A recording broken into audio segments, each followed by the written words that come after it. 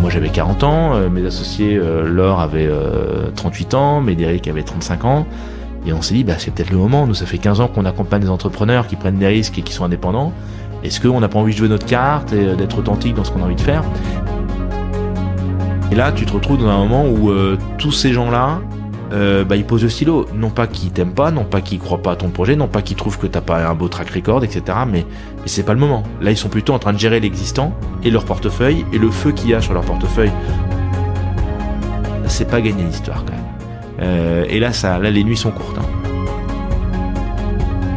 Et puis les institutionnels qui nous ont donné un vrai coup de main. Et là-dessus, BPI a été formidable, quoi. Moi, je me souviens d'un coup de fil de BPI de fin avril, ils ont on a passé du temps ensemble, on a appris à se connaître, on a partagé des choses, on a partagé des déceptions, parce que de temps en temps, qu'on s'est pris la porte ensemble en allant présenter notre offre commune à son oncle et qu'on se prenait la porte, c'était dur pour lui, C'était dur pour nous, mais c'était surtout dur pour lui. Moi, j'ai l'habitude de dire qu'on fait dans ce métier 95% d'humain et 5% de finance. Bonjour, je suis ravi de vous accueillir sur Bienvenue au Capital, le podcast qui a pour but de nous inspirer et de nous faire découvrir les mondes passionnants du rachat d'entreprise et du capital investissement, aussi appelé private equity. Je vais à la rencontre de femmes et d'hommes qui investissent et s'investissent dans des entreprises formidables et qui les accompagnent pendant plusieurs années dans leurs projets de développement. En quelques mots, mes invités sont des actionnaires actifs. Ainsi, chaque discussion vous permettra de tirer des exemples concrets et directement actionnables, que ce soit pour travailler en private equity ou pour comprendre les stratégies des entrepreneurs et des entreprises qui réussissent. Je suis Mathieu Colombarini, étudiant en finance d'entreprise passionné par le private equity, et je vous souhaite une bonne écoute. Pour notre épisode d'aujourd'hui, on part à Lyon, à la rencontre d'Édouard Malandrin, cofondateur et CEO d'Albarès Partners. Après avoir accompagné des dirigeants d'entreprise pendant plus de 15 ans en tant que directeur associé de MBO & Co, Édouard a eu envie de prendre ses risques, de prendre son indépendance comme les entrepreneurs qui l'accompagnent, et donc de créer Albarès Partners. Albarès est une société de gestion prévue pour lever un premier fonds du nom de Albacap 1, qui devrait totaliser 100 millions d'euros pour investir dans plusieurs secteurs différents, des tickets entre 5 et 12 millions d'euros, en minoritaire ou en majoritaire, aux côtés d'une équipe dirigeante. Édouard revient sans tabou sur cette levée qui était plus compliquée que prévu, des moments de doute au soutien inattendu. Cet épisode est une vraie leçon de résilience. Édouard est quelqu'un pour qui l'engagement doit être concret. Et dans cet épisode, il revient sur comment trouver de bons deals en passant sous les radars, sur l'intérêt de faire du TS pour travailler en private equity. Vous verrez aussi pourquoi il offre un an de DAF à temps partagé aux dirigeants qui l'accompagnent, ou enfin comment, avec son équipe, ils ont créé un fonds de dotation adossé à la société de gestion pour développer leur stratégie RSE. Enfin, avant de vous laisser à ma conversation avec Édouard, je vais vous demander d'activer les notifications pour être notifié des prochains épisodes. Si vous l'aimez, n'hésitez pas à mettre une note 5 étoiles sur Apple Podcast, ça m'aidera beaucoup à remonter dans les classements. Et à partager à tous vos contacts qui pourraient être intéressés. Si l'épisode vous a plu, ça m'aidera aussi beaucoup. Je vous remercie et je vous laisse à ma discussion avec Édouard Malandrin, cofondateur et CEO d'Albarès Partners. Bonjour à tous, bonjour Édouard. Bonjour. Alors Édouard, je suis super heureux de te recevoir aujourd'hui au micro de Bienvenue au Capital. C'est un épisode un peu spécial parce que, comme je viens de te le dire, c'est le premier enregistrement. Donc Édouard, tu es fondateur et CEO d'Albarès Partners. Pour commencer, est-ce que je peux te demander de te présenter ? Alors, moi je suis aussi ravi de participer à ce podcast, donc c'est sympa d'être en plus le cow-boy pour démarrer. Donc j'ai 42 ans, j'ai 5 enfants. Je suis dans l'industrie du private equity depuis une quinzaine d'années maintenant. En fait, j'ai fait des études d'abord à Lyon. Alors Lyon, ça va être un leitmotiv important dans l'histoire d'Albarès, donc j'en parle, puisque donc moi j'ai fait mes études à Lyon jusqu'au baccalauréat. Et puis au début, j'ai voulu faire des études de chimie. Jusqu'au moment où en terminale mon prof de maths m'a dit que c'était peut-être pas forcément ce qu'il fallait et que j'étais peut-être un peu plus généraliste. Donc du coup je me suis réorienté vers une prépa HEC scientifique. Puis j'ai commencé ça donc au lycée Ampère à Lyon. Et effectivement, au bout de 3 mois, je me suis rendu compte que à ce rythme-là, j'allais me retrouver dans une ESC, mais alors vraiment très très très mal classée parce que j'étais nul en maths, c'était une véritable catastrophe. C'était compliqué. Voilà. Et donc en fait, j'ai décidé de quitter la prépa 1 et de préparer Sciences Po parce que j'aimais bien les matières plus littéraires, peut-être un peu plus généralistes aussi. Et donc assez rapidement, je me suis mis tout seul à bosser dans mon coin et j'ai passé le concours de Sciences Po en 1996 et je l'ai eu. Et donc j'ai intégré la première année de Sciences Po. À l'époque, c'était encore en 3 ans. Maintenant, c'est passé en 5 ans. J'étais la dernière promotion qui était en 3 ans. Et donc il y avait une année préparatoire d'1 an. Et puis dès la deuxième année, je me suis orienté vers la section écofi, donc économique et financière. Et donc à la fin de ma première année de Sciences Po, j'ai fait un stage dans une entreprise qui s'appelle 3i, qui est donc dans le monde du private equity un leader historique en fait de ce métier-là, qui était au départ vraiment très sur le capital développement, donc le renforcement de fonds propres des entreprises, pas du tout sur la transmission et l'LBO, ils sont venus après, mais qui était un acteur européen très important et qui avait un bureau en fait à Lyon, en province, qui ne l'a plus maintenant. Et j'ai intégré pendant 3 mois ou 4 mois ce bureau.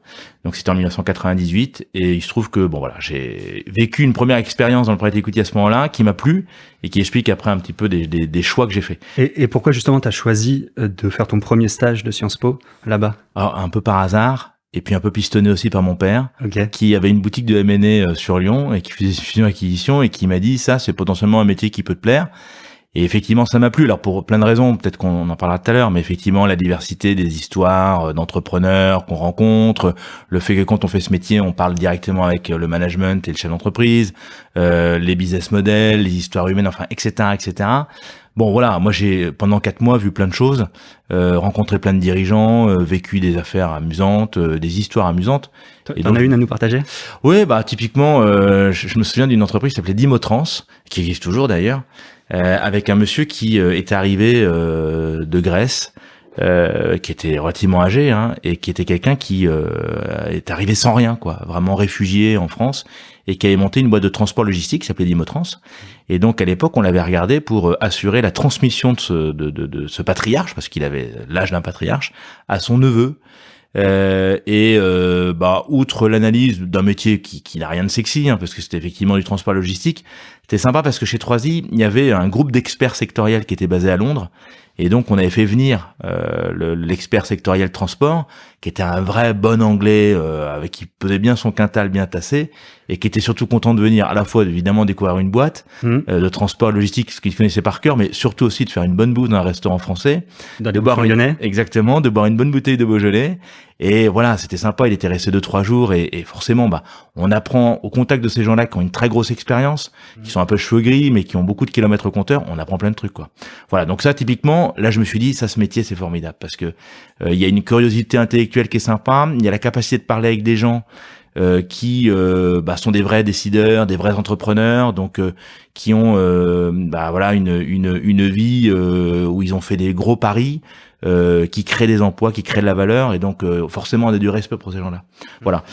Je repars sur mes études, donc je finis Sciences Po, je sors en 2000, et puis Sciences Po c'est formidable à Paris, hein, mais je termine en disant je sais rien faire, quoi. C'est super, j'ai fait de la géopolitique, un peu de compta, un peu de finance, mais très général, très généraliste, exactement. Okay. Et donc je fais un 3e cycle à Sciences Po à Dauphine, donc je fais le 2SS 225, à l'époque c'est encore des 2SS, donc en 2000-2001.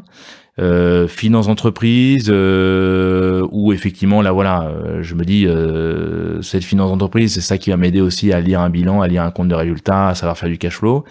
Et c'est en 2001 où j'arrive à la fin donc de mon cursus, où sur le premier semestre c'est un semestre compliqué au niveau économique, puisque la bulle internet a explosé, les bourses sont dévissées, la macro est compliquée, et donc j'arrive au printemps en me disant il faut trouver un poste dans le private equity. Normalement en sortant de SE 225 avec Sciences Po ça va le faire, et c'est très compliqué, il y a très peu de postes. Et donc parce que c'est la bulle internet qui a explosé, donc on pourrait penser que ça perturbe le marché du VC, mais qu'en PE... Plus global. Ouais, c'est plus global, c'était au niveau macro, et en fait, c'était quand même aussi une période qui va s'annoncer compliquée, parce qu'il y a septembre 2001 qui suit. Voilà, et donc moi, je termine mon DESS au mois de avril-mai, et je me dis, en fait, qu'est-ce qui peut être utile pour attendre avant d'aller dans le pays quand les temps seront meilleurs. Et je pars donc en audit. Donc je reviens à Lyon après 4 ans passés à Paris et j'intègre le bureau de PwC de PricewaterhouseCoopers à Lyon. Donc au niveau des grands comptes, pas au niveau Transaction Services Due Deal, mais au niveau grands comptes. Et je vais y passer 3 ans vraiment super où voilà, j'audite l'ANS de banque, le groupe CIC, aussi des industries, etc. Et puis des petites boîtes aussi. Et puis ça me forme bien. Et puis je me souviens toujours, je suis allé chercher mon ordinateur à la Défense puisque PwC avait un gros pôle et son siège social à la Défense le 11 septembre 2001. Donc voilà, ça marque un peu un homme pour le début de sa vie professionnelle.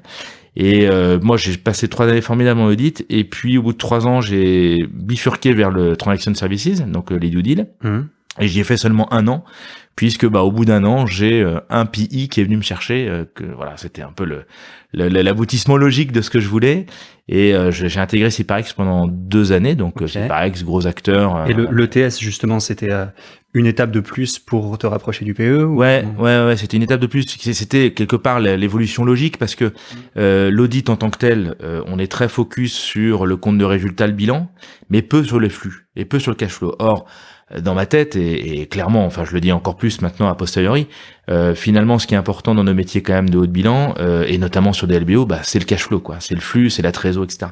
Et ça c'est pas forcément les choses qu'on voit beaucoup en audit comptable classique. On reste beaucoup sur les comptes, on reste beaucoup sur les états financiers au niveau compte de résultat bilan, mais finalement le fonctionnement entre le compte de résultat, le bilan et puis le cash flow, parce que tout ça se tient en fait et fonctionne ensemble, et on le voit moins. Et par contre OTS, on voit beaucoup ça, on est beaucoup sur l'analytique, on est beaucoup sur du flux de trésorerie, on est beaucoup là-dessus, et c'est évidemment très utile après quand on fait des business plans et surtout quand on voit si un montage LBO est bien calibré ou mal calibré, si ça passe bien, si le dividende est trop élevé pour rembourser la dette, etc., etc. Voilà. Donc ça, j'y ai fait pas très longtemps puisque je suis resté à peine 1 an. Et puis quand j'ai eu l'opportunité de rejoindre Ciparex, qui est quand même un nom magnifique, une boîte très institutionnalisée, un leader historique quand même dans ce métier puisque depuis 40 ans ils sont là. Donc au début, ils faisaient beaucoup de minoritaires. Donc c'est né en fait dans la vallée du plastique pour soutenir des sous-traitants dans le monde automobile. Donc au début, c'était des prises de participation minoritaires pour renforcer des fonds propres. D'accord. Et puis après, ils se sont développés comme on le sait. Et voilà, j'étais content de rejoindre cette équipe-là au niveau de ce qu'on appelle le KDLBO, c'est-à-dire les équipes qui pas les tout petits deals, pas le small, mais déjà les équipes qui adressent des PME ETI quasiment. En majoritaire ou en minorité? Les deux, on faisait les deux, majo mino. Moi, j'ai surtout fait des opérations majo. Enfin, quand je dis j'ai surtout fait j'en ai fait 3 et après je suis parti au bout de 2 ans parce que j'ai eu une opportunité de rejoindre MBO partenaire. D'accord. Donc là aussi au bureau de Lyon, donc c'est en 2007. Et j'ai rejoint MBO parce que j'aimais bien le challenge en fait. Il y avait historiquement un bureau à Lyon d'MBO partenaire qui était une petite équipe. Et en fait MBO a été créé en 2002, donc était en pleine phase de conquête de parts de marché quelque part, avait une belle image, mais venait de lever un deuxième véhicule d'investissement qui faisait 150 millions d'euros. Donc il fallait investir. Le premier faisait combien? Faisait 120 en 2002, là c'était 150 millions. Et puis c'était le début de la période d'investissement. Et puis voilà, il y avait une belle dynamique, il y avait quelque chose à construire, il y avait une part de marché à solidifier. Et quelque part, j'ai rejoint quelqu'un qui s'appelle Jean-Michel Rallet, qui avait remarquablement développé ce bureau lyonnais, en tout cas en ayant vraiment fait des très beaux deals, des très belles opérations, très belles perfs. Et puis voilà, j'y suis resté jusqu'en 2019.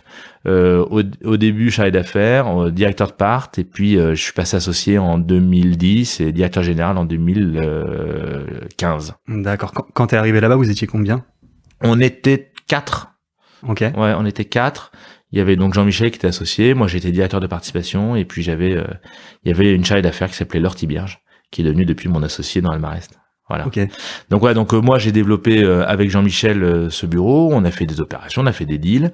Et puis il y a eu après MBO Capital 2, donc le fonds de 150 millions d'euros. En 2012, on a levé un 3e véhicule qui faisait 180. On a continué à faire des opérations, plutôt pas mauvaises d'ailleurs. Et puis on a levé. Et donc moi j'ai été élu directeur général d'MBO en 2015. Et on a levé à ce moment-là un 4e véhicule qui faisait 250 millions d'euros et qu'on a commencé à investir à partir de fin 2016 début 2017. Voilà. D'accord. Toujours en majo et en mino? Toujours en majo, toujours mino, les deux. D'ailleurs au global, moi j'ai fais 50% de minot, 50% de majoritaire.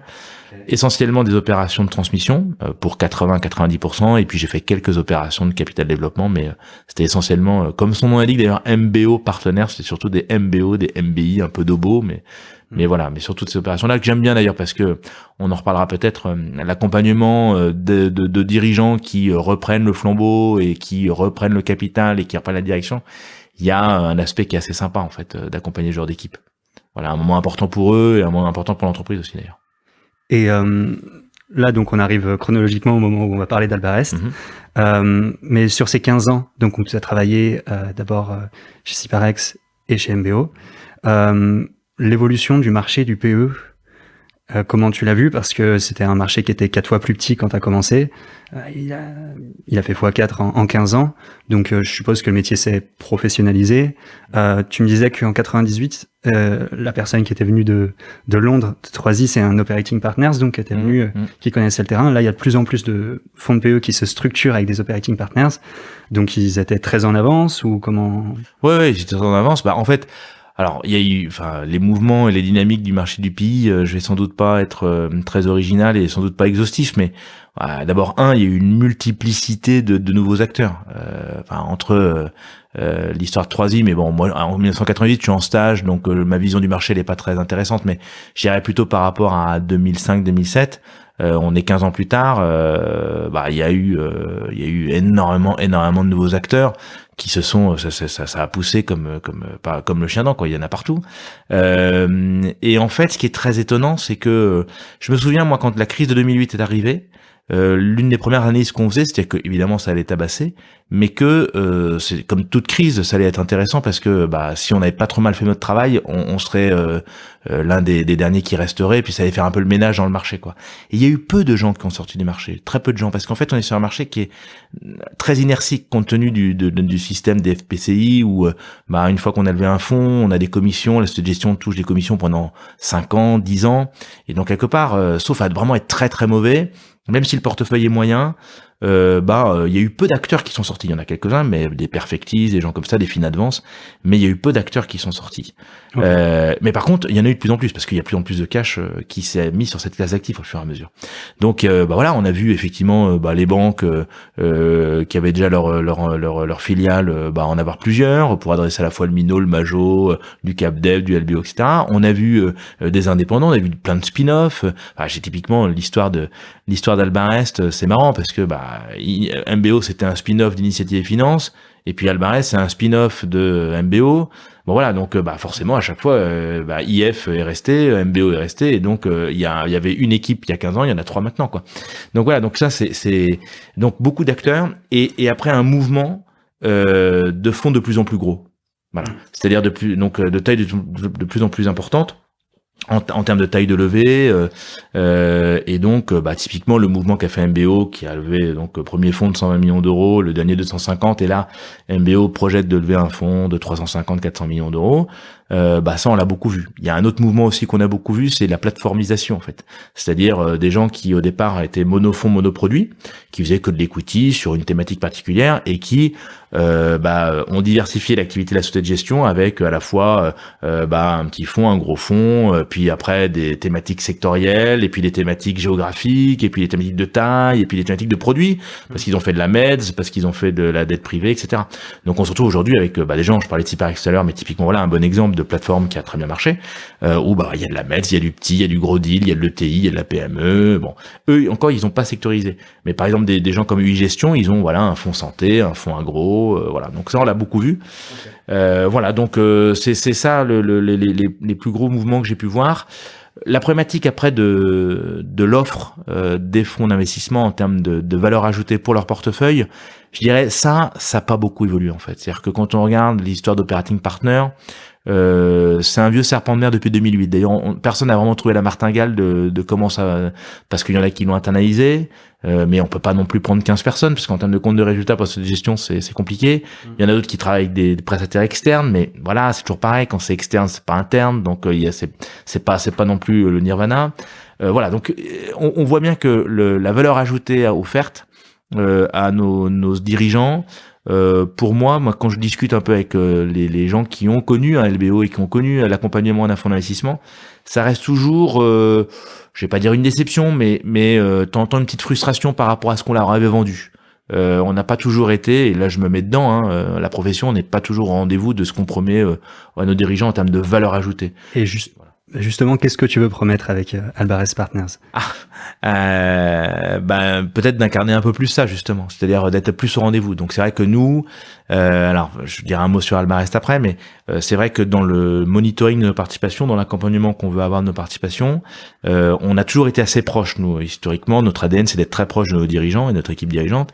Et donc, on va essayer d'amener de la valeur ajoutée et vraiment de l'incarner. C'est-à-dire, par exemple, on s'est aperçu quand même, nous on a fait 35 opérations avec l'équipe ici, dans 90% des cas, on s'adresse quand même à des PME, PMI petites et qui se sont développées assez vite, et donc souvent la fonction financière est un peu le parent pauvre du développement. C'est-à-dire petite? C'est-à-dire entre 5 et 50 millions d'euros de chiffre d'affaires. Et plutôt, là quand je dis petite, c'est déjà 50, c'est une bonne taille, mais plutôt entre 5 et 20, 5 et 30, on est des entreprises qui forcément ont pas une structure de management qui est très élargie, qui adresse pas forcément toutes les fonctions, et notamment la fonction financière. Et donc la fonction financière, on a souvent un chef de comptable qui est de bonne qualité, on a peut-être un RAF, mais on n'a pas un DAF au sens précis du terme, c'est-à-dire qu'on n'a pas d'analytique, on n'a pas de reporting, on n'a pas tout ça. Et donc nous, on s'est dit quand on a accompagné les chefs d'entreprise et qu'on leur a dit après l'opération, vieux, on va essayer de mettre un DAF. Première réaction d'un chef d'entreprise, souvent, c'est du vécu. Oh là là, mais ça sert à rien, mais ça coûte de l'argent, mais on voit bien que vous êtes des financiers, vous pensez qu'à ça, et puis ça, je vais perdre mon temps, et puis j'ai tout dans ma tête, j'ai mon livre de caisse, etc. Bon. Et nous, on est quand même convaincus que c'est utile. Et d'ailleurs, la plupart du temps, c'est que quand on le fait et quand on le met en place, un an et demi plus tard, le dirigeant, qui est pas quelqu'un qui est quelqu'un qui est honnête intellectuellement, il reconnaît que c'est utile et il peut plus s'en passer. Donc, pour casser justement ce reproche qu'on avait ou cette réserve financière entre guillemets, nous on va payer. Nous, société de gestion Albares, on va avoir dans l'équipe un directeur financier qu'on va mettre à disposition de nos participations. Quand je dis que on veut incarner le truc, c'est que s'il n'y a pas d'engagement financier de la société de gestion, souvent c'est du pipeau commercial. C'est-à-dire que quand on dit oui, on va vous faire bénéficier de notre réseau, de nos fournisseurs, etc. C'est facile. Genre on va donner un prospectus, on va mettre des logos en dessous, et puis on va dire vous pouvez aller voir machin, c'est des copains. Et ils sont sans doute très bien. Mais par contre, quand on arrive avec notre propre personne, et pendant un an, on va mettre à disposition de l'entreprise un directeur financier qui est de haut niveau, qui a une vraie expérience, justement, de cette capacité d'accompagner des entreprises sur des thématiques financières particulières, et qui va mettre les mains dans le cambouis, et qui va faire le boulot, et qui en plus, c'est l'actionnaire financier qui paye, là, un chef d'entreprise, il a intérêt à regarder ce que ça donne, ça lui coûte rien et c'est utile. Alors, on le fait que pendant un an parce qu'on veut pas que ça se pérennise, ce système. Il faut qu'à un moment donné, l'entreprise et le dirigeant se choisissent un DAF pérenne, donc quelqu'un qui va accompagner l'entreprise sur plus long terme. Donc, c'est vraiment un DAF de transition. Donc, c'est vraiment un DAF de transition, exactement. Okay. Alors, transition, on préfère dire à temps partagé parce que, en fait, de temps en temps, dans certaines de nos participations, il y aura un DAF. Et il y aura peut-être pas grand-chose à faire. Et puis de temps en temps, au contraire, il y aura pas de DAF, et puis il y aura peut-être pas de reporting, et puis il y aura peut-être une réflexion à avoir sur le système d'information, etc. Donc on sera à chaque fois sur du sur-mesure, mais pendant un an, il y a quelqu'un qui est à demeure, potentiellement un jour, 2 jours par semaine, 3 heures par semaine, 3 heures par mois, j'en sais rien, on verra bien, et qui donne un vrai service. Ça, c'est sur l'aspect direction financière. Et puis il y a un autre truc qui est un peu issu de la réflexion qu'on a eue au moment du confinement, parce qu'on s'est dit, nous on était partis chez Albares, on voulait faire essentiellement de la transmission, et puis on voit le marché qui quand même potentiellement va se transformer, parce qu'on va avoir des vraies problématiques de... Si tu veux, on commence à rentrer justement en détail sur ce que fait Albares. Si tu veux expliquer... Albares. Alors je vais venir juste pourquoi Albares. Parce que il y a une dynamique du marché que j'ai souligné tout à l'heure, qui est le fait que les GP, donc ceux qui font du private equity, ont souhaité ou souhaitent gérer des fonds de plus en plus gros les uns après les autres. Et donc on a vu beaucoup de tendances, qui est donc d'une part la plateformisation, et puis surtout après des fonds de plus en plus gros. À la fois parce que c'est forcément intéressant pour une société de gestion d'avoir des assiettes de commissions qui soient plus larges que moins larges. Et donc si on peut lever 200 millions, c'est mieux que de lever 100. La seule chose que moi j'ai pas forcément apprécié, c'est que quand on lève des fonds plus importants, et donc potentiellement qu'on va devoir mettre des tickets d'investissement plus significatifs par opération, on change le marché au fur et à mesure. C'est-à-dire qu'on n'adresse plus le même segment de PME. On va partir des PME, et puis on va se mettre sur après le TI, et puis après potentiellement le large cap, etc. C'est pas le même marché, c'est surtout pas le même ADN pour l'adresser en fait. C'est-à-dire que nous, et c'est encore plus vrai quand on travaille à Lyon et en région, c'est que on aime bien une grande proximité avec le management, on n'aime pas trop les process trop intermédiaires parce que justement c'est une rupture et une coupure, il y a un filtre entre nous et l'équipe de management. On sait que souvent les process intermédiaires, ça se joue sur le prix et sur le package.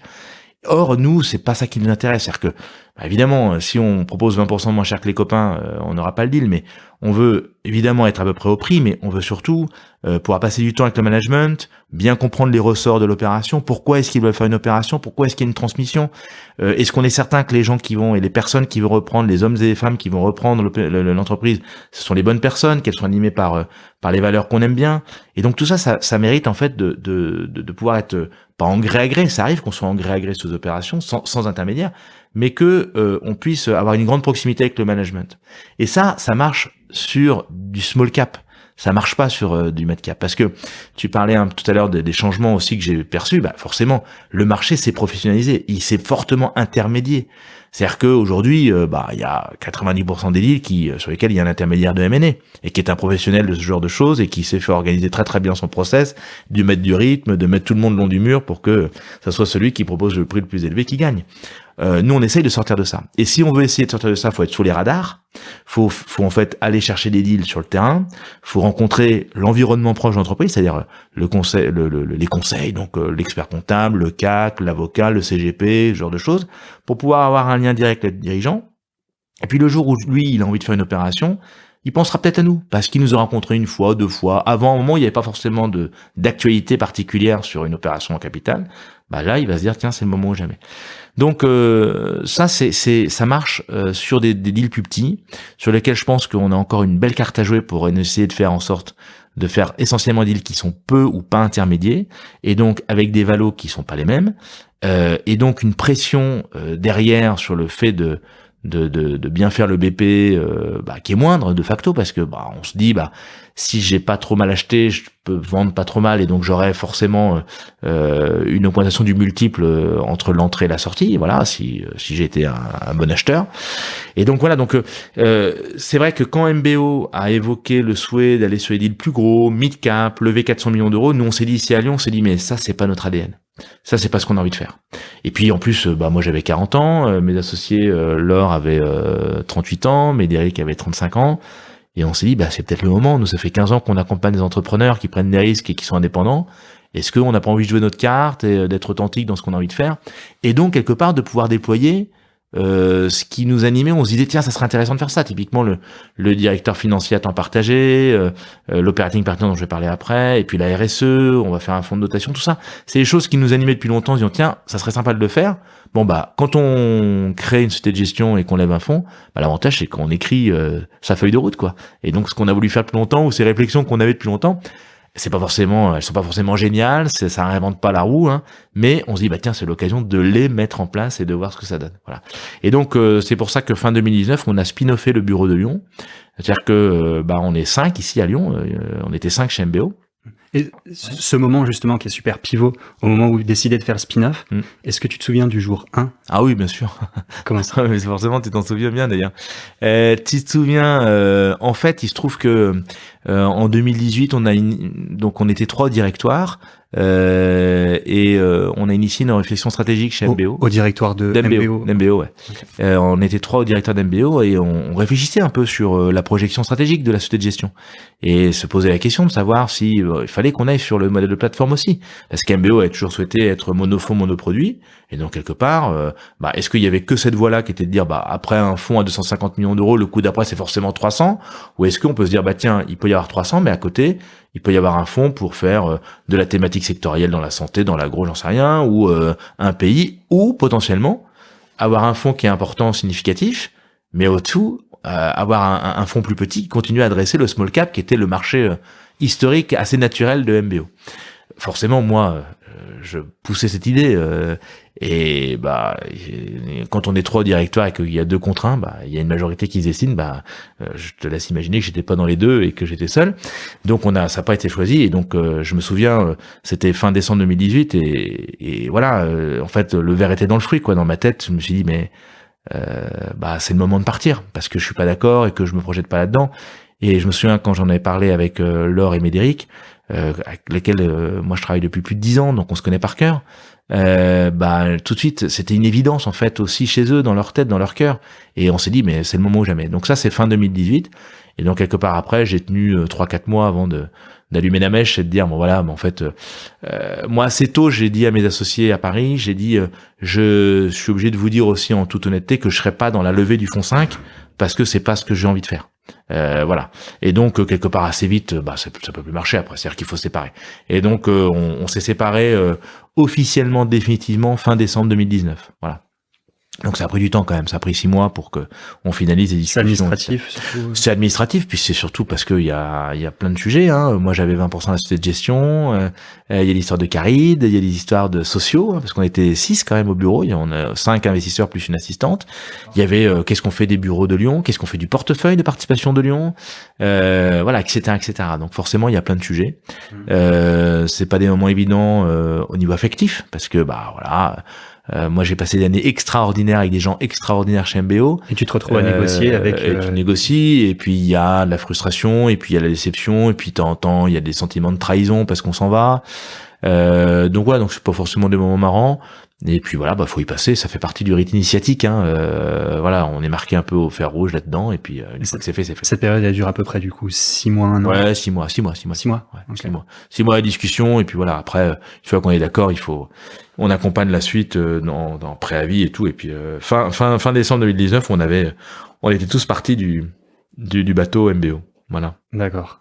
Et donc on se retrouve début 2020 à lancer notre projet, donc totalement cohérent avec ce que je t'ai dit, c'est-à-dire rester sur le segment historique qui nous plaisait bien, c'est-à-dire du small cap entre 5 et 50 millions d'euros de valeur entreprise ou de chiffre d'affaires, on le prend comme on veut, mais ça veut pas la même chose.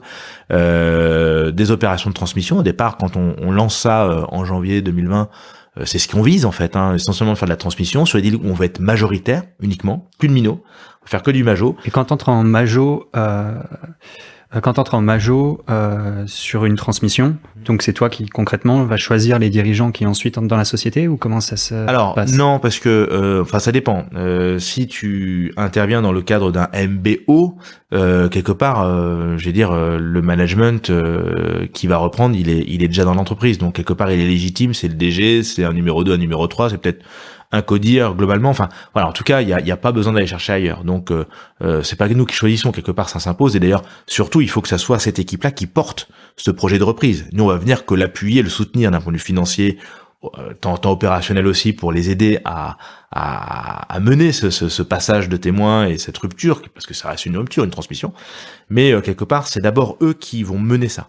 Sur un buy-in, c'est-à-dire on va avec un repreneur extérieur ou des repreneurs extérieurs, c'est un peu différent, parce qu'effectivement là on peut avoir un dossier sur lequel en interne il y a personne pour reprendre la boîte, et donc faut trouver quelqu'un à l'extérieur, donc là tu peux être beaucoup plus moteur, beaucoup plus acteur pour trouver un repreneur extérieur, et que tu vas choisir en fait, et tu vas faire le deal et tu vas mettre la personne. Mais en fait on est majoritaire sur cette opération de transmission, en fait c'est assez logique, c'est assez automatique, parce que souvent on accompagne des gens qui n'ont pas beaucoup d'argent, donc quand il faut mettre 5 millions d'equity sur la table, ils vont peut-être pouvoir mettre 200, 300, 400, ils vont s'endetter, mais il y a pas de magie après, ils peuvent pas être majoritaires quoi. Donc on est majoritaire de façon assez mathématique quoi, logique. Okay. Voilà. Alors que sur des opérations où on fait de la liquidité partielle, d'OBO par exemple, pour un dirigeant fondateur qui a 100% et qui veut diversifier son patrimoine, il peut ouvrir son capital à hauteur de 25, 30, 35% pour se faire un peu de cash et diversifier son patrimoine qui est potentiellement très industriel et très dans sa boîte quoi. Et ça au début c'était pas le but. Le but c'était de faire du match. Non, on a fait des obos dans notre carrière, et plutôt des bons d'ailleurs, des très belles perfs. Moi, mon premier deal chez MBO c'était un obo qui est une boîte qui est à Marseille qui s'appelle Itesa, où on avait pris 30% du capital, on a fait 4 fois et demi la mise, donc je trouve ça super. Mais en fait c'était super parce que il y avait un dirigeant qui était exceptionnel. Quelle boîte ? Itesa, c'était une entreprise qui était spécialisée dans les systèmes d'alarme, qui est toujours d'ailleurs, dans les systèmes d'alarme et la vidéosurveillance.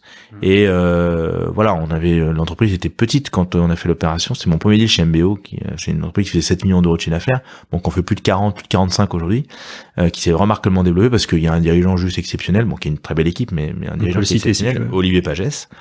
Ça s'est bien passé parce que Olivier, c'est quelqu'un qui est très droit, mais c'est pas toujours le cas chez l'entreprise. C'est-à-dire que tu peux avoir un vrai conflit d'intérêt à la sortie quand tu es minoritaire sur un OBO. C'est que il y a quand même des chefs d'entreprise qui font une diversification patrimoniale, ils savent pourquoi ils te font rentrer quand ils font l'opération, mais 2 ans plus tard, ils se souviennent plus trop quoi qu'ils ont touché un chèque. Et quelque part, tu les embêtes un peu, tu les emmerdes, si je suis un peu vulgaire, plutôt qu'autre chose. Et donc quand il va falloir sortir, si t'as un peu de chance, tu tombes sur quelqu'un qui est trop loyal, donc tu discutes du prix avant et pas de problème.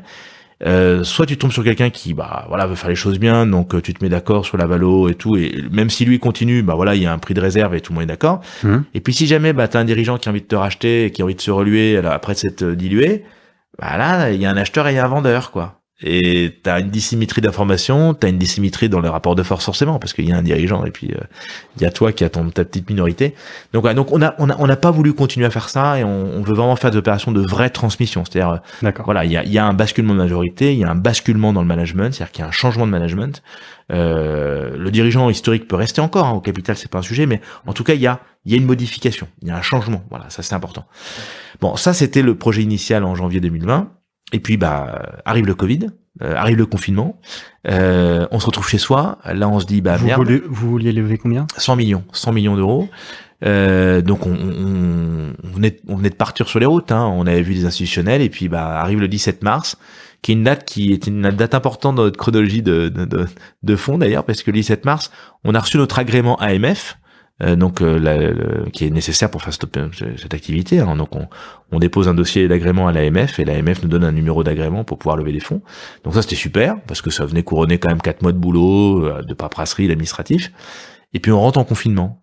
Et puis là pendant 15 jours, on a des coups de fil de gens qui nous disent écoute on pose le stylo. Non on arrête. On fait plus. Parce que vous voulez lever auprès de qui ? Alors nous on voulait lever 20% auprès d'entrepreneurs, family office, personnes physiques, et puis 80% pour lever 100 millions d'euros. Si tu fais que auprès de personnes physiques, c'est long, parce que c'est des tickets entre 200 et 1 million d'euros. Les personnes physiques, ça peut être un peu plus, mais en tout cas l'écart type c'est ça quoi. Et donc nous on voulait aussi des instituts. On a toujours eu des institutionnels chez MBO, et donc voilà les BPI et puis tous les fonds de fonds, les filiales de banque, etc.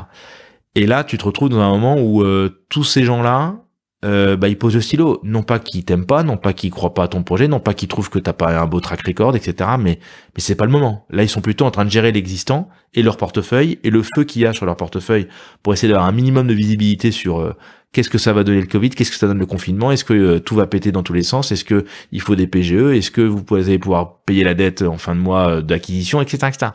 Et donc nous avec notre nouveau projet, on était le cadet de leurs soucis quoi. Leur cadet de leurs soucis. Et donc tu te retrouves fin mars, tu te dis alors là c'est pas gagné l'histoire quand même. Et là les nuits sont courtes. Mais comme tout bon projet entrepreneurial quoi, quelque part tu vis le truc. Et là je dois reconnaître que on a eu de la chance, c'est que déjà il y a forcément des gens qui se lèvent pour t'encourager, t'aider et tout. C'est souvent pas ceux auxquels tu penses d'ailleurs au départ. Et là, on a des chefs d'entreprise qu'on avait accompagnés historiquement chez MBO qui nous ont dit mais allez, continuez, c'est bien ce que vous voulez faire, ça a du sens, ça répond à un besoin, il y a de la place, c'est sûr. Et puis des institutionnels qui nous ont donné un vrai coup de main. Et là-dessus, BPI a été formidable quoi. Moi, je me souviens d'un coup de fil de BPI de fin avril, en disant non mais nous on vous soutient, on va vous accompagner. Voilà, votre projet il est bien, continuez à le travailler et tout. Et donc on s'est assez vite remis au boulot à fond. Et puis on s'est dit faut quand même qu'on adapte notre projet. Parce qu'il y a le Covid, parce que on voit que la crise est là, et qu'au niveau macroéconomique, les boîtes sont pas les mêmes au sortir du Covid et au sortir de la crise qu'elles ne le sont maintenant. Et quelque part, il y avait un truc aussi un peu philosophique, c'est de dire, c'est bien de faire du cash out pour des entrepreneurs et des chefs d'entreprise, mais est-ce que les boîtes, elles vont pas avoir besoin aussi de cash, quoi? Et donc, en fait, on s'est dit, on va essayer on va toujours lever 100 millions d'euros, c'est toujours l'objectif, mais à côté d'une poche de 60% qu'on va adresser à la transmission, on va faire une poche de 40% au sein du même fonds, qu'on va adresser, qu'on va spécialiser pour faire du renforcement de fonds propres de boîte, pour faire du rebond post-Covid. Et donc là, on va être sur du capital développement en fait, avec en fait 2 thématiques sous-jacentes qui sont soit une thématique défensive où on va aller aider une entreprise qui a des difficultés conjoncturelles, c'est-à-dire que structurellement c'est une belle boîte, elle a un bon business model, elle a un bon dirigeant, elle a un bon management, elle a un bon produit, mais elle connaît des difficultés conjoncturelles. Soit c'est plus offensif, et c'est plus offensif parce que c'est des entreprises qui ont besoin de fonds propres pour aller faire des acquisitions, pour structurer un marché, pour le consolider, etc. Et donc on voulait faire ça. Et donc là on n'est plus sur du majoritaire, parce que souvent l'augmentation de capital, on est plutôt minot, mais par contre on sera systématiquement gros minot, c'est-à-dire plus de 25-30%, et avec un pacte d'associés qui sera adapté pour quand même nous donner des droits, qu'on soit pas le gros minoritaire, gros con, hein. Dans notre méridien on dit ça un peu vulgairement, pardon, mais c'est ce que ça veut dire, quoi. Voilà, donc on veut adresser les deux. Et ces clauses dont tu viens de parler, c'est pour pouvoir apporter le plus de valeur et avoir le plus d'impact sur l'entreprise. Ouais, alors on restera minoritaire, donc quelque part un minoritaire c'est un minoritaire, il est pas major parce qu'il y a un impact. Donc par contre on peut se protéger avec des droits de veto, etc. Mais on veut quand même avoir aussi quand même la main sur la liquidité, c'est-à-dire que l'idée c'est pas d'être, nous on est des actionnaires de passage, faut l'admettre, ça c'est tout, ça fait partie du métier, on sait qu'on est de passage, on n'est pas filiale de banque et on travaille pour compte de tiers. Par rapport à ça, j'ai vu dans un des articles que vous avez eu que je crois que c'est Laure qui parlait de rester de 3 à 5 ans dans le capital des entreprises. Ouais.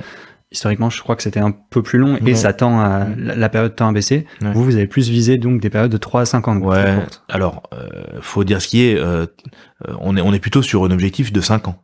Okay. C'est comme tous les confrères, c'est ça la norme.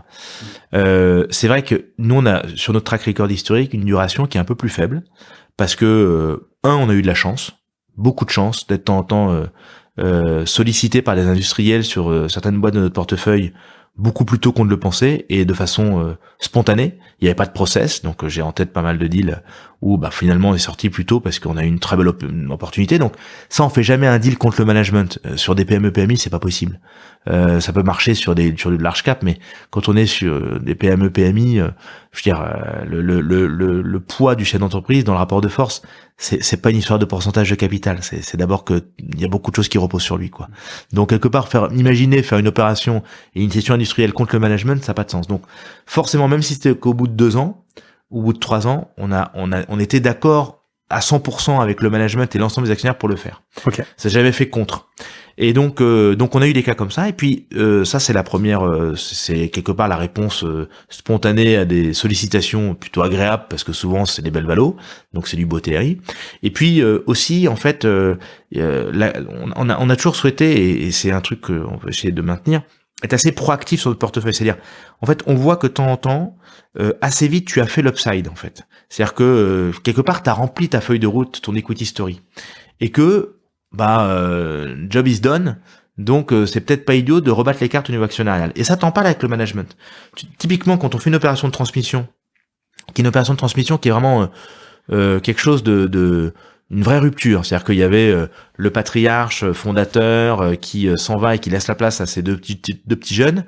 Là, on a souvent une vraie rupture qui est d'abord une rupture psychologique, c'est-à-dire que il faut aider les deux jeunes à faire en sorte que le patriarche ne vienne plus dans la boîte, qu'il change de bureau, qu'il vienne pas à 7 heures voir le courrier, etc. Enfin, ça c'est du vécu, quoi. Et donc en fait, ça prend 1 an et demi souvent. On espère moins, mais j'ai en tête une opération on a faite à Megève, donc en Haute-Savoie, où on a fait une opération sur une entreprise qui s'appelle Montblanc Matériaux, qui était une magnifique boîte d'une dizaine de millions d'euros avec un type qui a créé ça, qui était formidable, qui s'appelle Jean Rouland. Bon voilà, il a pris la suite, mais c'était sa boîte, elle portait son nom en plus, donc il fallait l'aider à couper les ponts et à couper les liens et à foutre la paix à ses DG, enfin qui devenaient donc les patrons. Et il fallait aider les patrons à aussi dire tu nous fous la paix maintenant, tu viens plus. Et donc on montait une fois par mois pour faire de la psychologie en fait, juste pour les mettre tous les trois dans la même salle et qu'ils s'engueulent un bon coup. Et au fur et à mesure on est monté tous les 2 mois pour ça. On y allait souvent pour autre chose, mais sur ces problématiques-là, ça s'espace en termes de temps.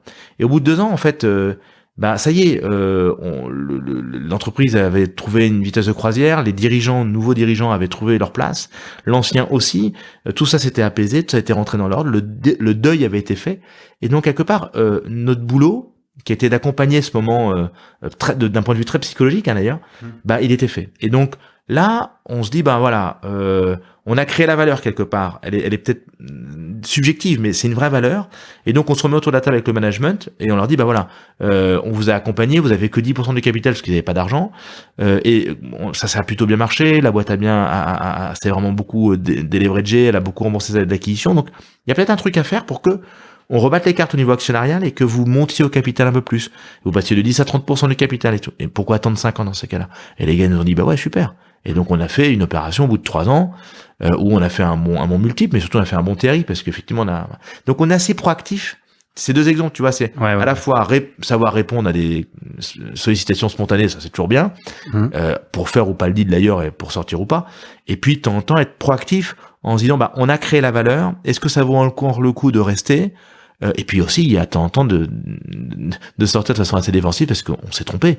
Ça arrive aussi de se dire, bah, le pari, c'était pas du tout celui qu'on pensait. Et là où on pensait avoir de la croissance sur telle et telle thématique, bah, c'est pas du tout le cas. On pensait faire des build-up, mais en fait, c'est pas ça qu'il faut faire. Et donc, l'équation du deal, on s'est trompé au départ. Et donc, quelque part, bah, l'idée, c'est, avant de s'abîmer dans une relation, vaut mieux préempter le sujet et puis te dire avec le management, bah, voilà, on évolue et on sort. Ok. Donc, le but, c'était de lancer un fonds 200 millions. Ouais. C'est toujours ça d'ailleurs. C'est toujours ça. Et on avance bien là. Et donc effectivement, bah heureusement il y a eu le mois de mai qui est arrivé, le printemps avec le déconfinement. Donc on a commencé à pas mal discuter avec d'autres. Et puis là, bah voilà, quelques mois après, bah, on est tout proche là dans les tout prochains jours, toutes prochaines heures, de faire notre premier closing. Donc on verra où est le curseur au final, parce qu'il y a 2-3 institutionnels qui en fait, tout est plus long en fait avec cette période de confinement. C'est très pénible parce que bah on a été confinés, reconfinés, couvre-feu, machin, etc. Et le télétravail, ça aide pas non plus à prendre des décisions chez les institutionnels parce qu'il y a peu de comités d'investissement, ils se voient pas, etc. Donc tout est très long, très très long. Il y a quand même des institutionnels, un très gros, qui nous avait dit oui officiellement fin juillet et qui a signé son bulletin de souscription début décembre. Donc voilà, et tout est un peu comme ça. Donc bon, moi j'aurais voulu aller plus vite, j'aurais bien voulu faire pour le closing au mois de juillet 2019, c'est bien, 2020 je veux dire, on apprend l'humilité, bon, si dans ce métier de la levée de fonds on rentre avec un gros boulard, bah on en sort avec un raisin sec, hein. Voilà, c'est la pastèque, elle change, hein. Donc c'est très bon, ça fait beaucoup de bien, c'est beaucoup de bien. La levée de fonds c'est un vrai métier et c'est dur, hein. C'est très dur. Vous vous êtes fait accompagner? Non, c'est pas fait accompagner. Là aussi, peut-être qu'on avait un peu la pastèque en partant. Et on s'est pas fait accompagner. Pour plusieurs raisons en fait. Déjà moi j'avais l'exemple d'MBO qui n'avait jamais pris de conseil en levée, et c'est assez admirable ça. Jérôme Demesse qui était le président historique, un peu l'âme d'MBO, voilà, était remarquablement bon pour la levée de fonds. Il était très fort. Donc on n'avait jamais pris de lever et on a levé quand même 4 fonds. Enfin quand je dis moi j'ai surtout participé à la levée du 4e, hein, mais sans lever. Donc on était parti en se disant bah tiens voilà. Et puis de facto moi j'avais un peu mon fonds de commerce anciennement MBO de souscripteurs institutionnels que je connaissais, sur lequel bah du coup on n'avait pas besoin d'intermédiaires pour aller chercher les mêmes parce que il y a beaucoup d'institutionnels français de fonds internationaux qu'on connaissait quoi. Voilà. Et puis au final on s'est quand même fait aider un peu à partir du mois de juillet, non pas pour nous ouvrir des portes, mais moi j'avais besoin d'avoir quelqu'un un parrain quoi, quelqu'un avec qui parler de temps en temps parce qu'on a passé de période où c'était un peu l'obscurité, un peu noir quand même, parce qu'il y avait plus personne autour de la table, parce qu'on se disait mais c'est pas possible, ils sont où, ils avaient complètement fermé les vannes, il se passait plus rien, que bah voilà, d'avoir un grand frère ou un tonton ou un parrain, on l'appelle comme on veut, mais qui permet un peu d'échanger, de nous conseiller, de benchmarker, c'est sympa. Voilà. Donc c'est drôle parce que c'est un petit peu l'apport que en tant qu'investisseur t'apportes aux dirigeants, ouais, que t'as recherché avec le lever. Exactement. Ouais. C'est un peu un grand frère qui a un peu l'habitude et qui te dit non mais là c'est normal, t'inquiète pas, ou là tu te fais des idées, parce qu'on s'est fait quand même beaucoup d'idées. En fait, on est très naïf quand on commence une levée de fonds. On se dit bah parce que le gars en face te dit ah bah c'est super votre projet, j'adore, on va regarder et tout, et puis fondamentalement il a juste fait son boulot de rentrer, d'avoir le PPM, le mémo, de faire sa cartographie des acteurs en levée, il fait son job. Et t'es toujours déçu quand le gars en fait il te rappelle pas derrière, et que surtout il se souvient pas que t'existes, et qu'au bout du 40e mail que tu envoies, il te dit bah non. Voilà. Donc Bon, là, on arrive au bout. Donc, voilà, c'est chouette. Et puis, à partir du mois de septembre 2020, on a commencé à réouvrir un peu la porte au deal entrant, parce que ce deal flow, même s'il y avait une grosse parenthèse qui s'est passée au printemps 2020, je pense que pour nous, bien sûr, parce qu'on n'avait pas encore d'argent et qu'on n'était pas prêt d'en avoir, mais je dirais sans doute pour l'ensemble de la profession, où il y a quand même eu moins de deals qui étaient lancés, moins de deal flow de facto. À partir du mois de septembre, on a eu un bon deal flow, et c'est vrai que là, je suis content parce que on a une exclusivité en cours depuis la fin septembre, depuis la fin décembre, et puis on a une exclue qui devrait sortir là dans les toutes prochaines heures. Donc c'est sympa parce que si on peut faire un premier closing avec un deal qui est pas trop lointain non plus, pour les investisseurs, c'est pas mal, quoi. Voilà. Ok, d'accord. Vous avez déjà commencé à chercher. Ouais, ouais, bien sûr. Ouais. Okay. Ouais, l'idée étant essayé de faire matcher le premier closing du fonds et puis un deal, voire 2 deals. Parce qu'on a aujourd'hui, c'est très vrai sur les first time funds. Nous, on n'est pas un first time team parce qu'on bosse ensemble depuis longtemps et qu'on est un spin-off, mais on est un first time fund. Il y a des institutionnels qui aiment pas du tout le risque des first time funds. D'accord. Et pour qu'ils recommencent à regarder potentiellement le sujet, faut avoir fait son premier closing parce que ça leur évite de travailler pour rien. Et puis 2, qu'on ait fait 1 ou 2 deals leur permet de montrer qu'on sait investir et qu'on sait déployer tout seul, comme des grands. Alors il faut que ce soit des bons deals évidemment, donc faut être sélectif, discipliné évidemment, mais là il se trouve qu'on a quand même 2 opérations potentiellement qui rentrent bien pile poil dans la stratégie qu'on veut mener, donc c'est parfait. Et du coup, au niveau du closing, là tu dis un premier closing, donc j'imagine que il peut y avoir combien de closing En fait, sur un FPCI, quand tu fais ton premier closing, après tu as la période de souscription est ouverte pour 1 an. Donc, tu peux faire le nombre de closings que tu veux derrière. Okay. Pour faire 40 si tu veux dans l'année, c'est pas très, en termes d'administratif, c'est pas très sympa, mais donc la taille cible du fonds, c'est 100 millions d'euros. On a hard cap, donc la taille maximale à 120 millions. Donc ça peut être à la fois rapide parce que souvent il y a un petit effet d'entraînement, c'est-à-dire que surtout dans une période comme celle-ci où il y a beaucoup d'attentisme et les gens se regardent pas mal, et peut-être on n'ira pas beaucoup plus haut que 50, j'en sais rien. Enfin, j'ai appris à être très très très prudent et très humble sur le sujet parce qu'on a eu quand même beaucoup de déceptions aussi, mais voilà, là on sent quand même que on est en discussion avec beaucoup de monde sur le deuxième closing, et le fait quand même de faire le premier, d'emmancher des deals, de pouvoir faire notre métier.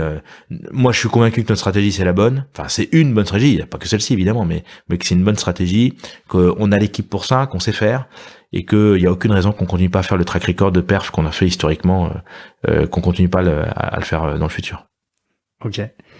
Et est-ce que, si ça te va, on peut passer à un exemple concret d'un investissement? Tu nous as déjà donné plein d'exemples d'un investissement que tu aurais mené de A à Z, donc comment tu as gagné le deal, comment tu as ensuite accompagné les dirigeants pour grossir, et comment ensuite tu as cédé la boîte. Des exemples, j'en ai quelques-uns, mais je vais en citer un parce que je trouve qu'il est très intéressant, mais qu'on n'a pas cédé nous. C'est MBO qui vient de le céder, mais qui est un deal qu'on avait réalisé ici au bureau de Lyon et qu'on a suivi et sur lequel on a lancé la session au moment où on partait, qui s'appelle Delta Service Location. C'est une entreprise qui est dans la banlieue lyonnaise, qui est une très belle boutique qui fait de la location de pompes de chantier, donc des grosses pompes, pas des petites pompinettes, des gros outils, et des groupes électrogènes. Là aussi, des gros groupes d'électrogènes, donc des unités temporaires de puissance qui sont des gros mastocs qui font tourner des pompes, et de temps en temps qui font aussi quasiment des usines électriques temporaires. Lorsque par exemple il faut faire des travaux dans une centrale nucléaire, on peut arrêter une tranche, il y a plusieurs unités de grosse puissance qui permettent de prendre le relais, le temps de faire les 2-3 travaux qu'il faut. Voilà. Alors ça, c'est un deal qui est intéressant parce que d'abord c'est un deal qu'on allait chercher de très loin. Pourquoi? Parce que on avait fait une opération qui s'appelle DRON, qui était une opération DRON, D-R-O-N, qui était une opération que j'avais faite à Paris avec Médéric, l'un de mes associés. Alors voilà, même si on est à Lyon, de temps en temps, on allait braconner sur d'autres terres, et qui était une boîte qui était à Pantin, boîte familiale, et qui est une entreprise qui fait une 20aine de millions d'euros de chiffre d'affaires et qui est spécialisée dans la location de roulottes de chantier. À Paris, on voit ça très souvent, c'est des roulottes vertes, même couleur que la ville de Paris, donc dans lesquelles il y a des roulottes de chantier où les mecs rangent leurs outils, etc. Il y a la douche, il y a les pipirômes, il y a tout ce qu'il faut. Et puis aussi qui avait avait une activité de location de matériel de levage, un peu de groupe électrogène plus petit, etc. Et dans ce métier-là, quand on est chez Chédron, alors c'est une opération qu'on a faite, on est rentré pour régler un problème familial fort parce qu'il y avait 2 branches de la famille qui avaient 50-50 à l'action près et qui se parlaient plus, donc il se passait rien, c'était compliqué. Et donc nous on est arrivé, voilà, justement pour rebattre le capital et refaire émerger une majorité et sortir le dirigeant historique, enfin l'actionnaire historique qui avait plus de 80 ans, donc bon, qui faisait plus grand chose, mais qui posait un peu, voilà, qui faisait que il y avait des choses qui avaient du mal à avancer. Et quand on était chez Dron, on se posait la question de savoir c'était quoi le benchmark pour se développer et qu'est-ce qu'il fallait faire. Et on avait un modèle qui était DSL, parce que DSL, bah, ils avaient réussi à être les leaders sur une niche qui était la pompe, et donc il y avait ce métier de DSL qui était à la fois de faire de la pompe, mais aussi du groupe électrogène, parce que quand on a besoin de pompe sur un chantier, bah, souvent on a besoin d'énergie pour la faire marcher, donc ils avaient fait les deux. Et nous, chez Dron, on avait nos roulottes, mais on avait aussi notre matériel d'énergie, et on se dit, mais on n'a pas de pompe. Et donc au début, on voulait racheter une boîte qui faisait que de la location de pompe, en disant bah tiens, on va faire pareil que DSL. Vous vouliez prendre le même business model. Exactement. Et ça s'est pas fait. On a vendu Dron. Et puis quelques années après, je prends un café chez un conseiller en gestion de patrimoine et j'ai l'œil un peu baladeur et je vois sur un coin de table Delta Service Location. Je dis tu connais cette boîte là, elle est magnifique, c'est génial. Pour moi c'est la meilleure boutique sur le marché de la location, leader français. Il me dit, oui, je connais très bien, je m'occupe de la gestion du patrimoine du fondateur, on pourrait pas rencontrer, etc., etc. Et voilà, ça s'est fait comme ça. C'est-à-dire que, en fait, on est arrivé à un moment où le fondateur se posait des questions. Il y avait son neveu qui avait intégré l'entreprise 20 ans plus tôt, qui avait gravi les échelons au fur et à mesure, qui était au poste de DG, et le fondateur se dit, c'est le moment de moi de passer la main. Et donc, dans sa tête, il y avait 2 possibilités. Soit il vendait un industriel, Kiloutou, Loxam, etc., soit il faisait un LBO, où il vendait à son neveu. Et son neveu, il fallait qu'il trouve des partenaires. Et donc, il n'y avait pas d'intermédiaire, il n'y avait pas de boutique de M&A. C'était l'avocat, le conseiller en gestion de patrimoine qui gérait ça. Et ça, pour moi, pourquoi j'aime bien ce deal? Parce que c'est un deal on a mis 18 mois pour le monter, ce deal. Parce que il n'y avait pas de process, parce que, quelque part, il y avait aussi de la pédagogie à faire, parce qu'on s'est pris 15 fois la porte dans la figure de la part du fondateur, parce que c'était pas l'opération qu'il voulait, parce que c'était pas comme il voulait, c'était pas le montage qu'il voulait, il y avait trop de dettes, pas assez de dettes, c'était pas au bon endroit, enfin, c'était ça qui était sympa, c'est-à-dire que on allait sur un terrain vierge, quoi. Et donc il y avait beaucoup de pédagogie à faire, mais en même temps, je parlais tout à l'heure de la proximité avec un management, là c'est formidable, parce que avec Xavier Denis, qui était donc le neveu en question, qui est un type formidable, qui a développé l'entreprise remarquablement derrière, on a passé du temps ensemble, on a appris à se connaître, on a partagé des choses, on a partagé des déceptions, parce que de temps en temps, qu'on s'est pris la porte ensemble en allant présenter notre offre commune à son oncle et qu'on se prenait la porte, c'était dur pour lui, hein. C'était dur pour nous, mais c'était surtout dur pour lui. Bon, et puis on a fini par gagner parce que on s'est emmanché avec un family office qui s'appelle Stags, qui est le family office de Dreyfus, l'armateur. Et on a fait un truc où il y avait les régionaux de l'étape qui étions nous, l'équipe d'MBO Lyon, et puis il y avait l'aspect entrepreneur, family office avec Stags. Et on a gagné comme ça.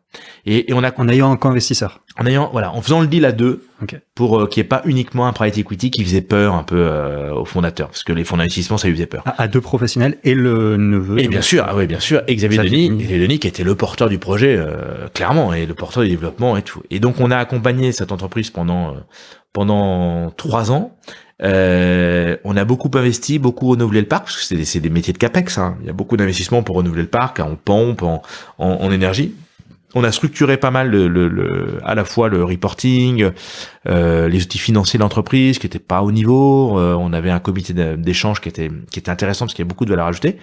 Et puis là l'opération vient de se faire, ça n'a pas encore communiqué, donc je sais pas quand tu publieras le post, mais je m'arrangerai pour le publier après. Voilà. Mais ça va pas tarder. Okay. Au mois de janvier, c'est une opération qui date de la fin du mois de décembre. Voilà, et ça a été une très belle opération. Mais c'est voilà.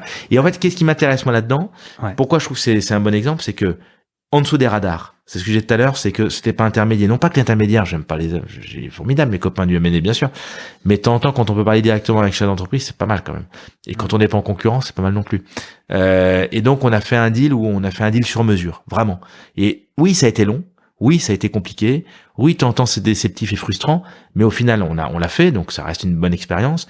Et ça a été un deal où, on savait complètement où on mettait les pieds, on se connaissait bien avec le dirigeant, on savait qu'on partageait les mêmes valeurs et qu'en tout cas, on allait être loyal parce qu'on se comprenait, qu'il avait vu comment on fonctionnait, on savait comment il fonctionnait et voilà. On s'est pas trompé sur la marchandise et lui non plus. Ok, et donc là, on a beaucoup parlé de la période pré-investissement parce que c'est là en fait où tout se joue, j'ai l'impression presque, la relation avec le dirigeant, la structuration donc de l'opération, et je suppose aussi la thèse qu'ensuite tu as dû suivre pendant les 1, 2 ou 3 ans. Ouais, voire plus, sur d'autres exemples évidemment plus longs. Oui, en fait, alors moi il y a un truc... la finance, tout ça, c'est formidable pour faire ce métier, mais enfin, en fait, c'est pas ça qui fait faire des bons deals. On a un peu d'ingénierie, ça peut optimiser les choses évidemment, mais je parle pas du large cap ou du mid cap, je parle du small. Le small, c'est surtout ne pas se tromper sur l'équipe de management, quoi. Alors bien sûr, faut pas faire une énorme erreur sur un business model, sur un marché qui se retourne. Faut être humble par rapport à ça, mais intrinsèquement, une opération elle est réussie si on choisit les bons dirigeants et les bons associés. Et les deux sont importants. Et ça va pas forcément de pair. On peut avoir des dirigeants qui sont extraordinairement bons, mais qui sont pas des bons associés. Et ça, on le verra à la sortie, parce qu'on est en conflit d'intérêt, parce que machin, parce que truc, parce qu'ils sont pas loyaux, parce qu'ils sont pas transparents, ou qu'en tout cas, ils considèrent que nous, on n'est pas non plus. Enfin, les torts sont souvent partagés d'ailleurs, la vérité je joue au milieu, mais en fait, nous, on passe un temps fou sur le pré-deal à juger les personnes avec lesquelles on associe. C'est l'expérience. Voilà, ça c'est l'expérience, mais surtout on fait intervenir des tiers pour ça. C'est-à-dire qu'on fait intervenir de temps en temps un profiler, on fait intervenir un audit RH, on fait intervenir un audit organisationnel. Voilà, on a l'habitude de travailler. Ça c'est systématique, c'est une signature qu'on avait chez MBO et que nous chez Alba Rest on fait perdurer et qu'on aura. D'accord. C'est que on veut on peut pas dire que l'humain est essentiel si on fait des audits à la fois comptables, fiscaux, sociaux, mais que l'humain un profiler. Ouais, un profiler. Ouais. C'est quelqu'un qui lit les gestes, la gestuelle et qui lit une personnalité. Et donc vous l'emmenez à des entretiens, des rendez-vous, et à la fin vous avez votre audit de la personnalité du. Exactement. Alors c'est clivant, il y a des dirigeants qui refusent parce que c'est très intrusif, faut le reconnaître.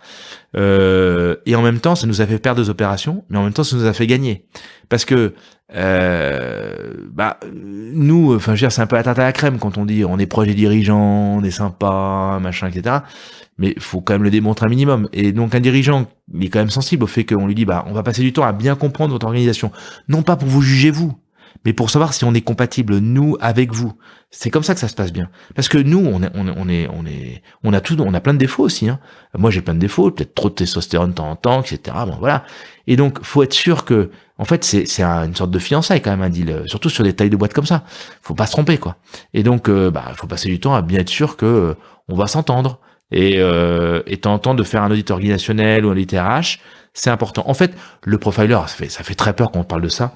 Parce qu'on se dit voilà, ça fait série télé surtout. Ça fait très série télé, mais c'est un peu de ça aussi, c'est marrant. Déjà ça se trompe et on a des expériences où il s'est rétamé complètement, et en même temps on a des exemples de grandes fulgurances où ça nous a aidé à bien nous positionner à la fois pour gagner le deal et pour après que ça se passe bien. Parce que de temps en temps il y a des dirigeants, quand on a une idée, faut pas les prendre de front, faut faire en sorte que ça soit amené d'une certaine manière. Et vous êtes aussi dans la négo, en plus. Ouais, on est dans la négo. Ouais, alors mais c'est vrai que arriver avec ce package d'audit RH, d'accompagnement RH, ça peut faire peur. Donc il y a des dirigeants qui nous disent c'est hors de question. Quand on a une banque d'affaires face à nous, il y en a qui nous disent mais vous n'y pensez pas, mais attendez, vous êtes fous, vous êtes les seuls à nous demander ça, c'est hors de question, machin. Et puis, je pense que ça nous a fait gagner des deals parce qu'il y a des dirigeants qui ont trouvé ça super. Et puis, ce qui nous fait plaisir souvent, c'est que quand ils ont trouvé ça super, derrière, ils le font eux dans leur boîte pour recruter. Et ils utilisent nos spécialités RH. C'est quand même ça, c'est sympa, quoi. Voilà. Mais c'est vachement intéressant parce que d'avoir la bonne vue de l'organisation avant le deal, ça te donne aussi, on parlait de l'equity story, aussi ta feuille de route humaine. Parce que nos boîtes, compte tenu de la taille qu'elles ont entre 5 et 50 millions d'euros de chiffre d'affaires, on sait qu'il y a des problématiques de structuration. Souvent. On sait que, de facto, compte tenu de leur taille, le dirigeant, c'est un homme ou une femme, quoi. Ils ont pas la science infuse, surtout. Et donc, il va manquer, peut-être, une brique sur le commercial, une brique sur l'industriel, une brique sur le financier, etc. Et donc, nous, notre rôle, moi, j'aime bien dire qu'on est des actionnaires de passage. On est là 3, 4, 5, 6 ans. Mais on est là pour faire en sorte que la boîte se pérennise. Et donc, elle continue sans nous, quoi. Et donc, on peut être actionnaire de passage, en pérennisant l'entreprise, parce que justement, on va aborder sur le cœur du réacteur qui est une PME, et c'est l'humain, essentiellement, on va l'aider à se structurer sur cette thématique-là. Et donc quelque part faire l'audit organisationnel avant le deal, savoir que ça c'est moyen, là cette personne-là elle est pas au niveau, là-dessus faut renforcer, ou c'est formidable, ou il y a des conflits potentiels et tout, et que ces conflits ils étaient larvés tant qu'il y avait le patriarche, mais au moment où le patriarche n'est plus là, ça va partir dans tous les sens parce qu'on va ouvrir la casserole. C'est bien de le savoir avant quand même. Ouais, il vaut mieux. Voilà. J'ai abusé de ton temps. Je suis désolé, on avait dit 45 minutes, ça fait déjà 1 heure qu'on discute. Mais je t'avais dit que c'était très long. Donc si tu veux, j'ai des questions. Vas-y. Des questions finales. Il y a un sujet dont on avait dit qu'on l'aborderait, on l'a pas abordé, c'est la RSE. Ouais. Donc si tu veux nous parler de ta vision de la RSE, de la vision de ton équipe, parce que je crois que vous voulez faire un fonds de dotation. Enfin, si tu peux nous en parler. Ouais, là aussi, tu vois, ça faisait plusieurs années que chez MBO, on réfléchissait sur des choses et tout. Là aussi, en fait, la RSE, ça peut vite être très marketing. Donc, en fait, l'objectif, c'est comme sur l'accompagnement, il faut incarner un peu les choses pour que ce soit un minimum vrai. Et faut pas penser qu'on va révolutionner la planète. Faut commencer par être humble, mais juste être au rendez-vous de ce qu'on dit. Donc nous, on a choisi en fait trois axes. Le premier, c'est l'impact dans la cité. Donc effectivement, on fait un fonds de dotation qu'on va adosser à la société de gestion, qu'on va abonder d'année en année. D'abord, il y a une quote-part du résultat de société de gestion qui va au fonds de dotation chaque année. Et puis surtout, on va lui donner des parts de caride. On a décidé de lui confier 10% des parts de caride. Le problème, c'est que les carides, c'est un peu long. Donc, avant que le caride génère de l'argent, il y a souvent 7-8 ans. Donc, c'est pour ça que on s'est dit, voilà, il faut qu'il y ait une quote-part de résultat de société de gestion qui aille chaque année au fonds de dotation pour commencer tout de suite à lui donner des outils de financement, etc. Ce fonds de dotation, en fait, il est cohérent avec ce qu'on veut faire. C'est-à-dire que Albarest, le nom Albarest, c'est la contraction de Albaron, qui est un sommet de Maurienne, donc à la limite entre la France et l'Italie, donc en Haute-Maurienne, qui est à 3600 mètres. Alors, on est très montagne dans l'équipe. Et un vest est de la France. Et donc l'image de la montagne, c'est une image qu'on aime bien. Alors on n'est pas les seuls, malheureusement, c'est assez cliché notre truc, mais on aime bien l'accorder, on aime bien en fait l'idée que en montagne on se ment pas, quoi. Donc quand on s'encorde avec un dirigeant, c'est s'il y en a un qui dévisse, on peut dévisser tous les deux vite fait bien, quoi. Donc on a voulu reprendre cette image de la montagne pour l'appliquer à notre fonds de dotation, c'est-à-dire comment est-ce qu'on peut aider des populations qui n'ont pas notre chance à gravir des échelons, à gravir des sommets. Donc on a 4 thématiques qui sont le handicap, la réinsertion professionnelle, l'éducation et la santé. Voilà. Au début, on va venir en support d'associations, et puis après, quand il y aura plus de moyens dans le fonds de dotation, on fera des appels à projets. Voilà. Donc ça, c'est l'impact dans la cité. Le deuxième axe, c'est le climat. On est montagne, on voit ce qui se passe dans les glaciers, on voit ce qui se passe en montagne. Et donc là aussi, on a envie d'être assez, pas précurseur, parce que beaucoup de gens maintenant se saisissent quand même de ce sujet-là. Donc on va le faire avec humilité, mais on veut vraiment pousser les feux là-dessus.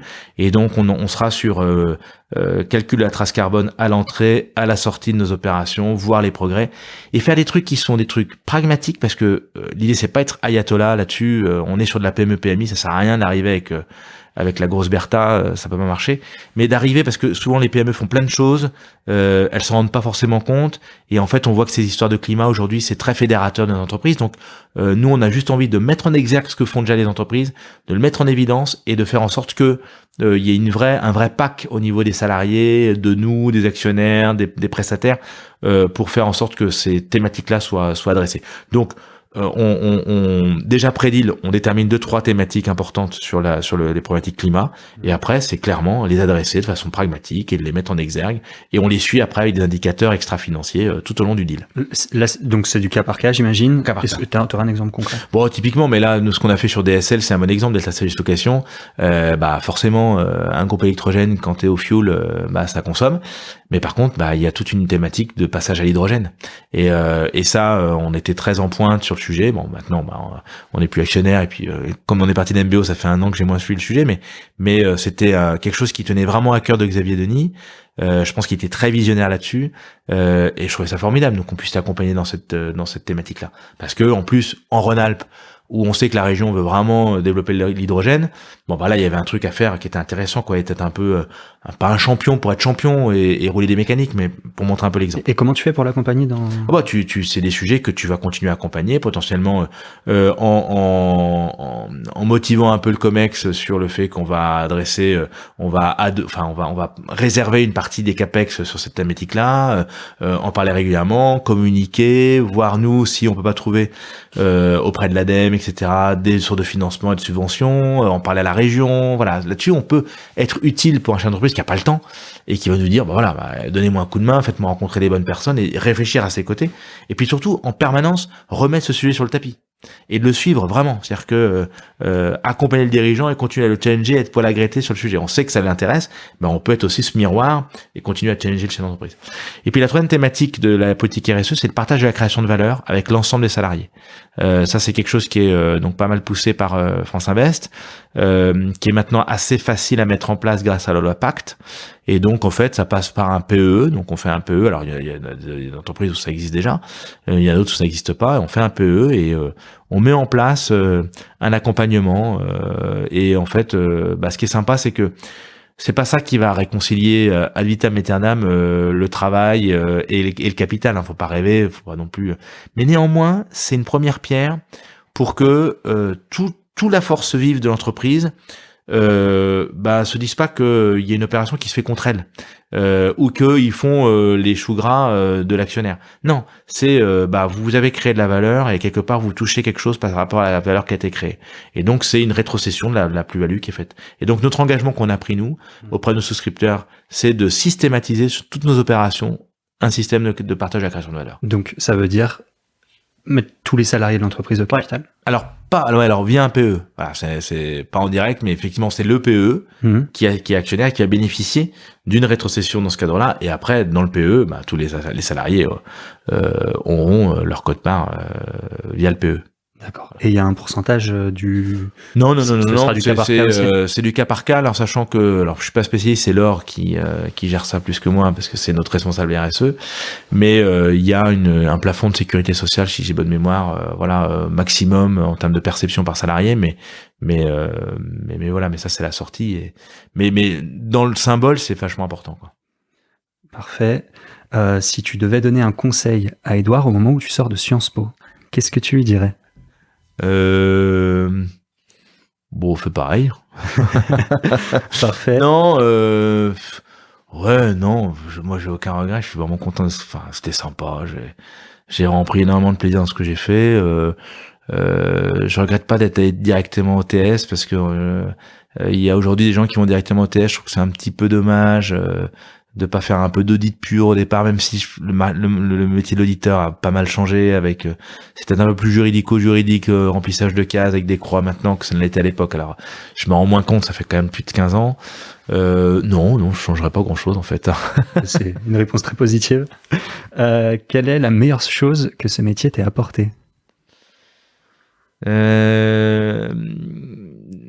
de rencontrer des gens formidables quand même.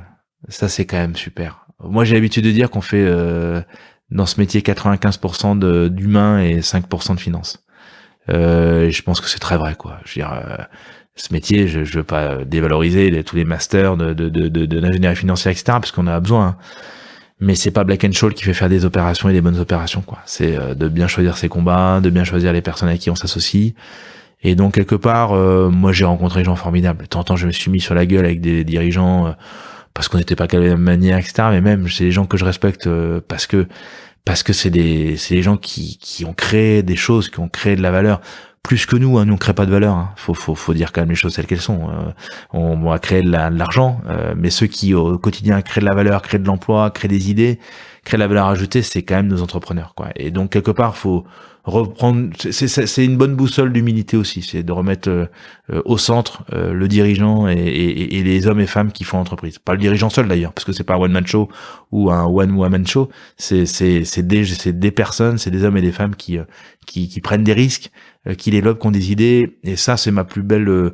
C'est pour ça que j'aime ce métier, quoi. C'est pour continuer. Et c'est pour ça qu'on a créé Albarès. C'est parce que je n'ai pas envie de rentrer dans un truc édulcoré où on s'éloigne du management, quoi. Je veux pouvoir faire des deals où on continue à se confronter en direct de façon assez proche, même s'il y a du M&A au milieu, hein, mais avec une équipe de management qu'on sent, qu'on renifle, et on se renifle mutuellement et on y va ensemble, quoi. Parfait. Et dernière question, comment est-ce qu'on te contacte ? Alors, comment est-ce qu'on me contacte ? On me contacte par les réseaux sociaux. Alors, je suis pas sur Facebook, désolé, mais sur LinkedIn. Et puis, on me contacte sur mon email, qui est em en minuscule @alvarez-partners.com. Voilà. Parfait. Merci beaucoup, Édouard. Je t'en prie. Merci à tous d'avoir écouté jusque-là et je vous dis à très bientôt. Bravo d'avoir écouté jusqu'ici. N'hésitez pas à me contacter sur LinkedIn pour me faire part de vos commentaires ou de vos réactions. Je compte sur vous pour noter cet épisode sur votre application de podcast préférée, pour le partager à tous vos amis, tous vos collègues qui pourraient être intéressés. Et en attendant, je vous embrasse, passez une bonne semaine et gardez la forme.